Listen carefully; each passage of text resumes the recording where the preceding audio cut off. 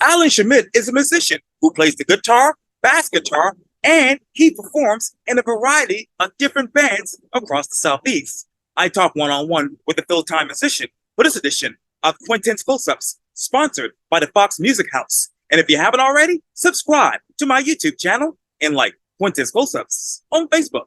Alan Schmitt, welcome to Quintin's Close-Ups for this particular interview, sponsored by Fox Music House. Thank you so much for having me. I really appreciate it. Oh, and I love Fox Music House, by the way. I actually rehearse there sometimes. And Kane Naylor's a friend of mine who works over there as well. He sets us up for rehearsals there sometimes with Thomas Champagne. So I love Fox Music House. Yeah, and you talk about Fox Music House, you talk about Thomas Champagne and of course music. You are a musician who plays the guitar, bass guitar, and performs in a variety of different bands and different musical genres here in the Low Country. And of course, we all know that you studied under the mentorship of Tyler Ross, Robert Lewis, Quintin Baxter, Frank Duvall, Tommy Gill, and David Haywood. So tell me, Alan, what's new, what's now with your music?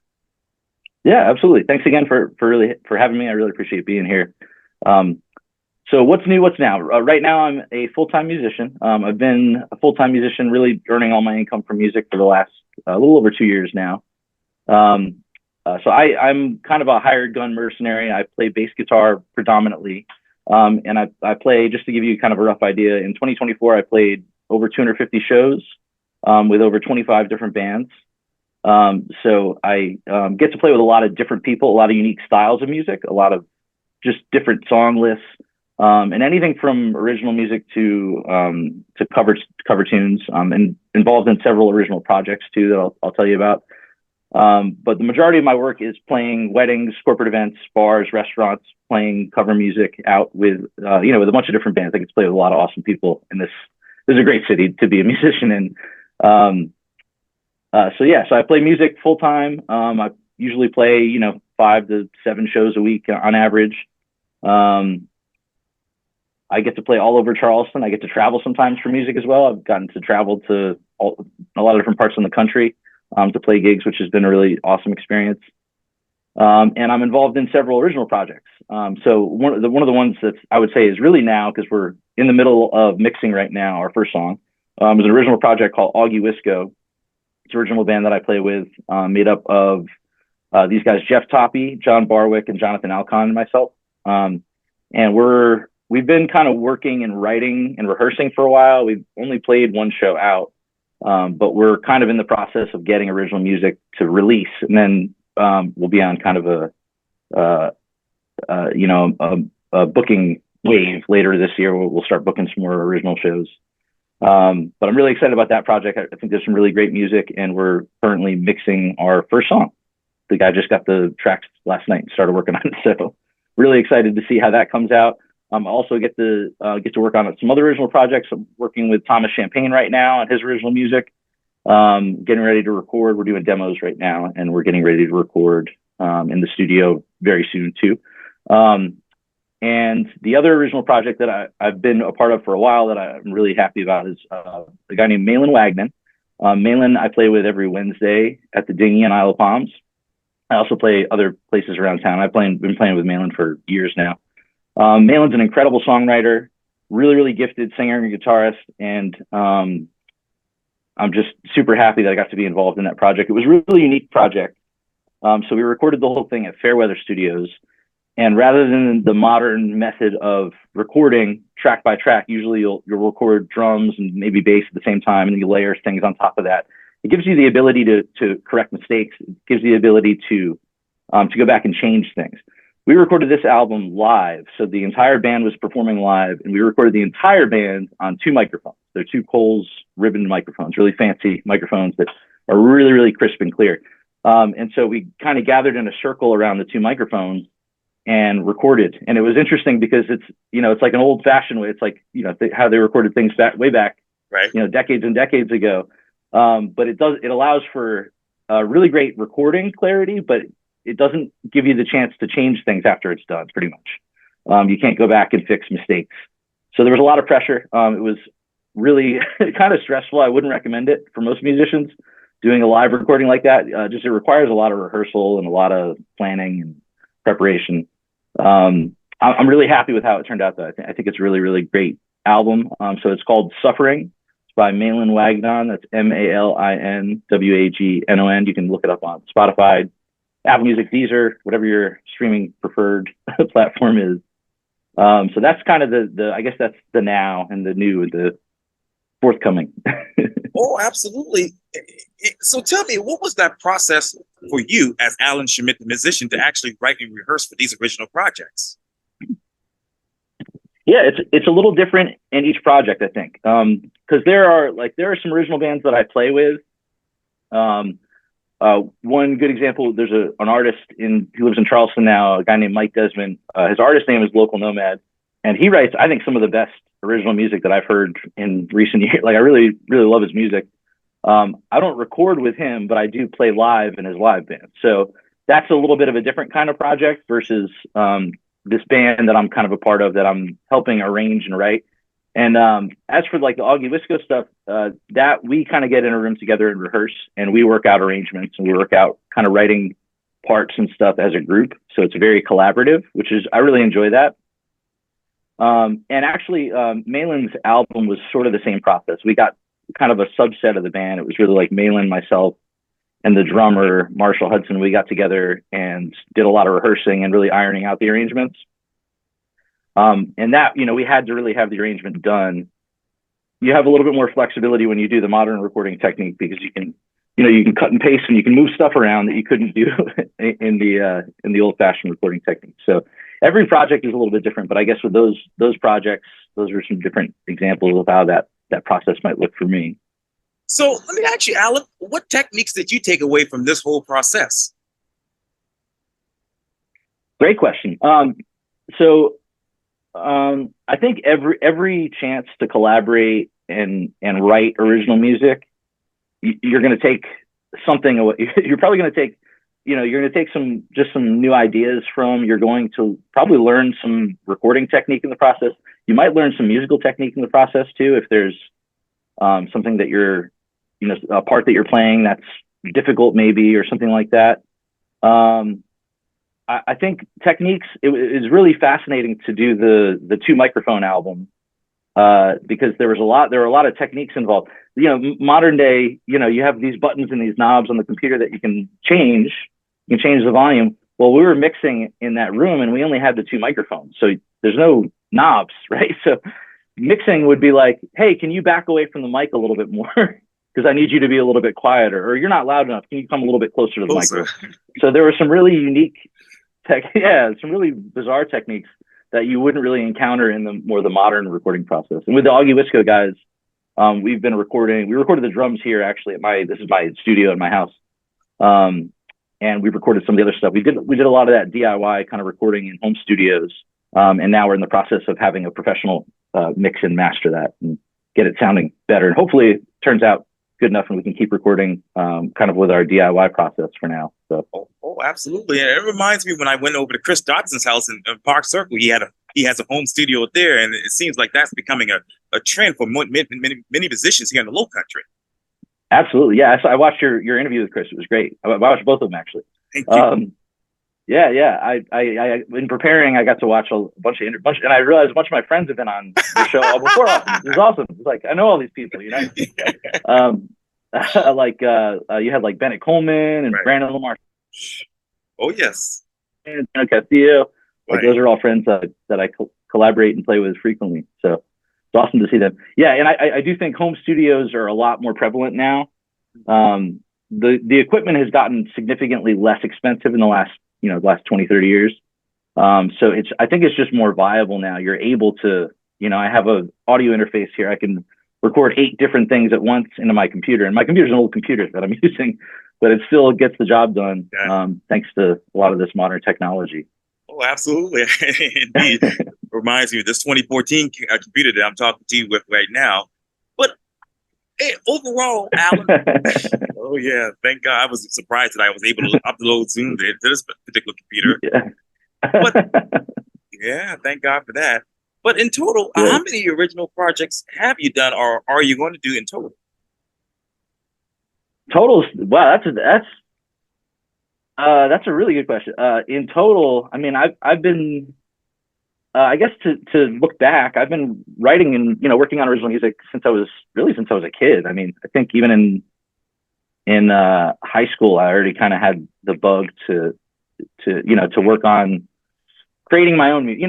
There's something to be said for playing other people's music and interpreting music, and it's an important part of the art form. But at some point when you're young, because it caught me early, that was a good thing because I can't see my life without music now in some form. It's not like a choice. It's not like, oh, I'm gonna choose to. It's like I kind of have to make music, just to maintain my sanity and the beautiful thing about music is it allows us for expression. It allows for communication. And I think it talks in a way that our language can't function the same. So I think it communicates things beyond the word, beyond the literal. I think that's really the cool thing about music. But yeah, so back to your question. So yeah, I've been in a lot of original projects over the years. I've recorded a lot of music over the years. I haven't had the chance to release a lot of it because a lot of it, you get through part of the process and you have this song and you start working on it. And then at some point in time, something happens. Somebody loses interest, somebody moves away, relationship issues, whatever the case. So I've been involved in a lot of original projects and kind of steadily throughout my life. I think I've always been involved in some form of original music. And now I feel pretty lucky to be involved in so many of these, especially, modern day. I think I talk to people a lot about being a musician and their first question is usually, oh, are you in a band? And that seems like a harmless question, right? But it's also kind of a weird question if you understand the way things work in Charleston. It's like, well, yeah, I mean, I played with 25 bands last year. So yeah, I'm in a band. Do I have one specific band? No. There aren't a lot of bands in Charleston that operate that way in, these days. And Charleston's a really, really amazing city. One of your other guests, Manny Houston, is a really, really good friend of mine. And Manny's always said, he said this for years now, that Charleston's the easiest city in the U.S. to make a living in. And I really do believe that. I think you have the capability to build a career here much more easily than you do in a lot of other cities, even like Nashville or New York or LA or even Atlanta or New Orleans or something, those kind of places, or Austin. Charleston's kind of a unique city. I think the way we operate's unique. I think it's sort of a tradition that's been handed down for decades. There are a lot of people that are involved in the scene here that have been involved in the scene for a long time. Going back to like my professors that you named at the College of Charleston, where you're hanging out now. Those people are amazing musicians that I've seen perform around town for decades. Quintin Baxter's been here for his whole life. And a lot of the other professors have been here for a really long time and have been an important part of the music scene. Rest in peace, Tommy Gill too. He was amazing. And obviously Frank and Tyler and Dave, all those guys over at the college. Ron, all those guys are incredible musicians and role models. So that was kind of a roundabout way to answer that question, but yeah, I guess I've been involved in original projects kind of throughout my whole life, and yeah, I'm excited about these current ones. I think there's some really good music that's going to come out of these current projects. Oh, absolutely. How do you interpret music these days? Yeah, that's an interesting question. So yeah, how do I interpret music? Yeah, music change as you make music your career. It sort of changes, and I don't want to say it hasn't lost the magic. I think that's a concern. So like some people avoid learning things like music theory, and they say, "Oh, it's gonna take away the magic," and maybe that's the case for some people. Maybe it will make it mundane for them. For me, I've always been kind of a person that's analytical and likes to understand how things work. I was in IT for a long time because of, I wanted to see how does that computer work? How does the internet work? How does, those sorts of things. And the same is true with music. So when I finally, I went to college a little bit older, cause I was in the military right out of high school. And I went to college a little bit older. When I went to college at Charleston, like you said, great, amazing program. Especially when I was there, I feel so lucky to have been there at that time. It was an incredible program, incredible musicians. A lot of my fellow students I still play with. Played with a drummer who played at my senior recital just the other night. Still, that was 10 years ago. So it's really cool that it's grown a lot, and there are a lot more people here now, and there are a lot more bands and musicians here. But I think it's still kind of a small scene in a lot of ways.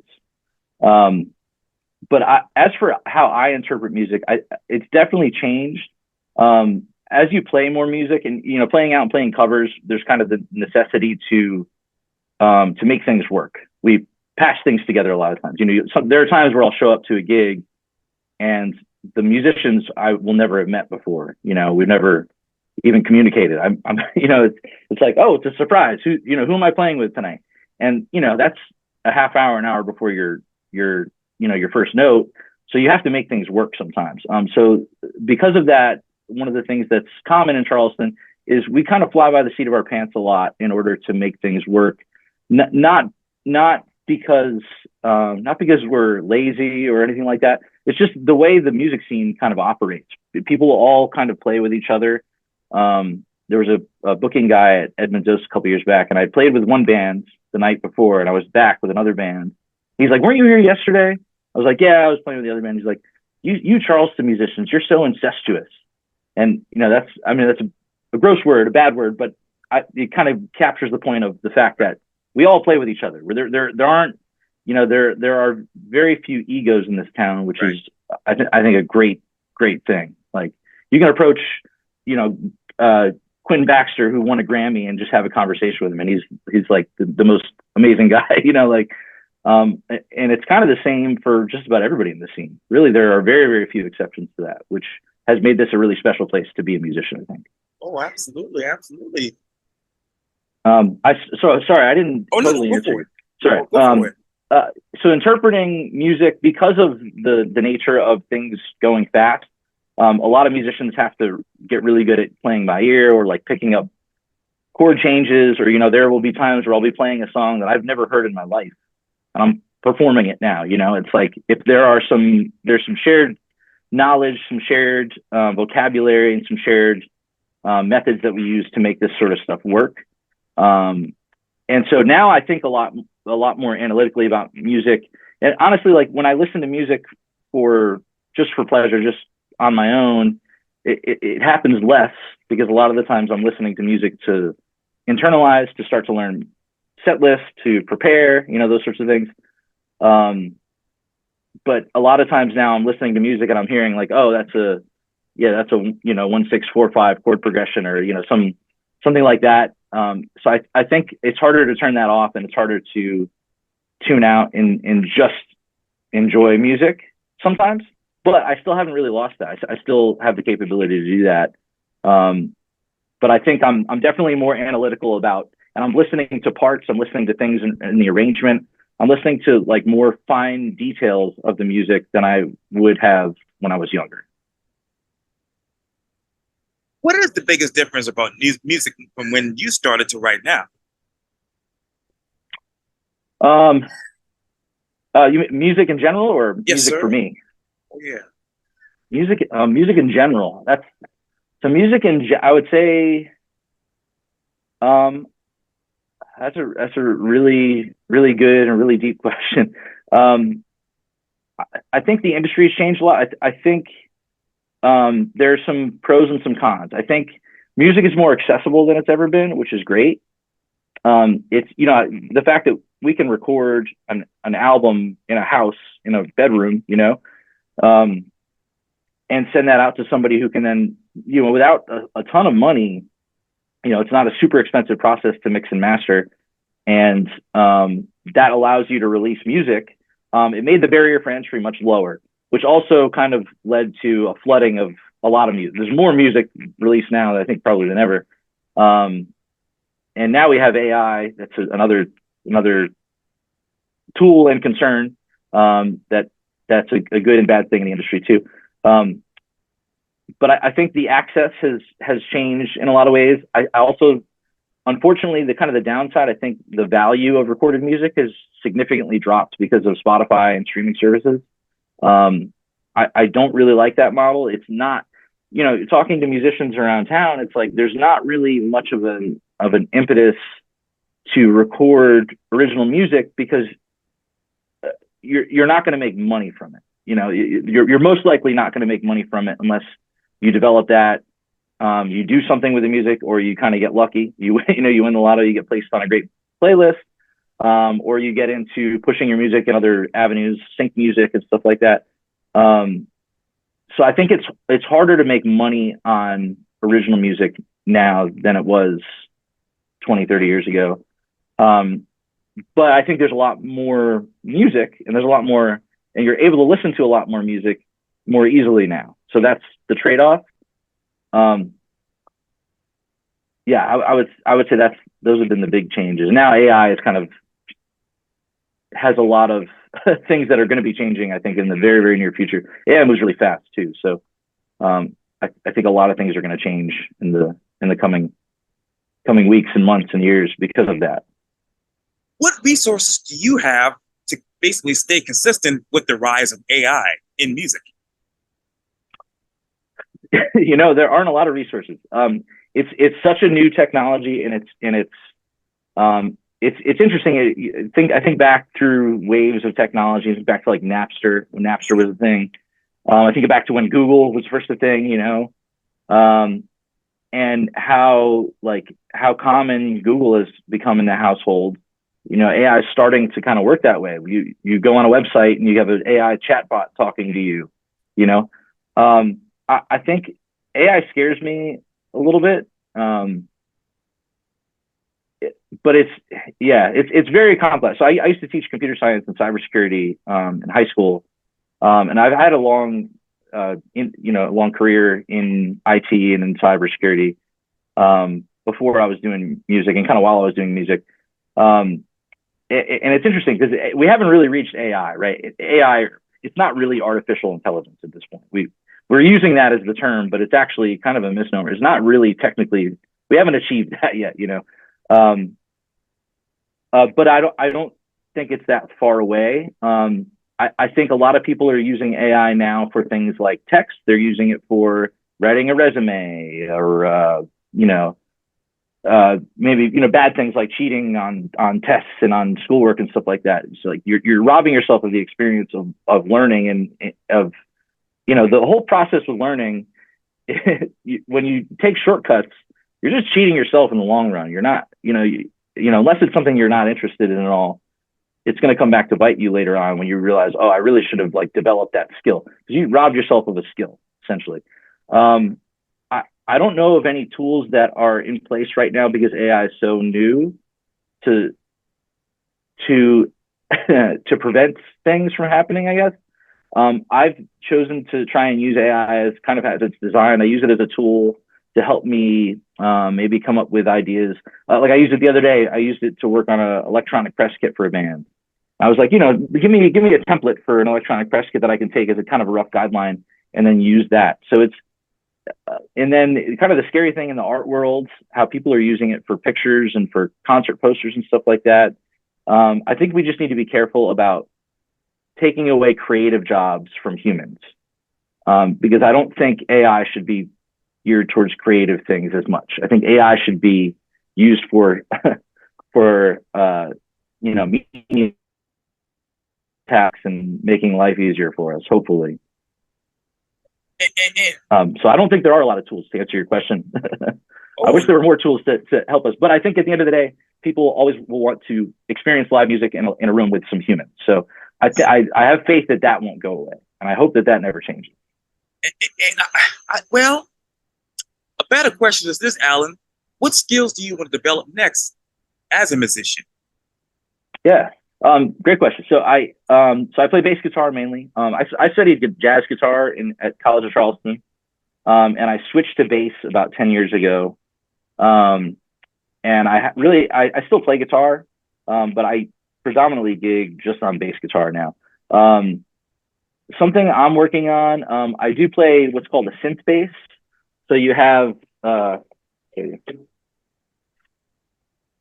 synth bass is essentially like a little mini keyboard. Yeah. That's all. So it's used for bass and it's used as sort of a synthesizer both at once. I'm not a very good piano player. I'm very rudimentary. So I would say the next skill that I'm working on is kind of working on the synth bass more, incorporating that into music. And while I'm doing that, I'm developing keyboard skills and kind of working on that as well. Also, I'm working on singing backup vocals with people that I play with more and more. That's a really good opportunity to work on my voice and to work on backing up other people. I think those are the skills. And then I guess another skill that I'm working on in the near future is, working on recording. I've recorded since I was in high school, and it's changed a lot. And I haven't focused heavily on it the last couple of years. So I'm hoping to focus on that a little bit more, especially with this new project. We're hoping to record a lot more original music. So. Oh, yes. Well, with that original music, Alan, which song describes you the best? Ooh, good question. Yeah, you have such great questions, by the way. I was watching a bunch of your interviews yesterday, and I really appreciate all the questions that you come up with. Which original song describes me? Huh. I'll say. There's a new song that we're working on with the band Augie Wisco. It doesn't have a name yet, actually. It's gonna be something like Crazy or something like that. That has been kind of like circling in my head the last couple days. We've been working on a demo for it, and that is stuck in my head. And then I'll say another really, really good pick would be from Malin Wagnan's album Suffering that I mentioned earlier. There's a song called High that some of the lyrics really, in particular, really resonate with me.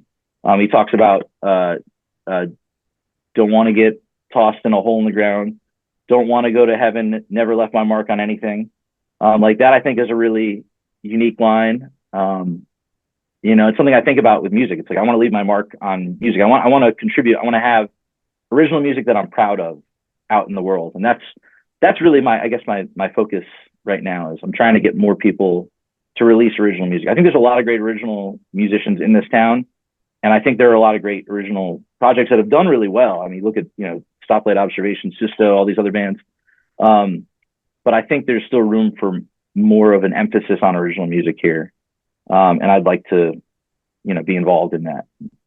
Yes, that's going to be amazing. I can see that happening. Well, musician Alan Schmitt, thank you so much for your time. And again, welcome to Quintin's Close-Ups for this interview, sponsored by Fox Music House. Thank you so much for having me, and thanks to Fox Music House. Appreciate it. Yeah. Thanks. You're welcome. I really appreciate you having me on here, Quintin. Yeah, man, anytime. I appreciate it.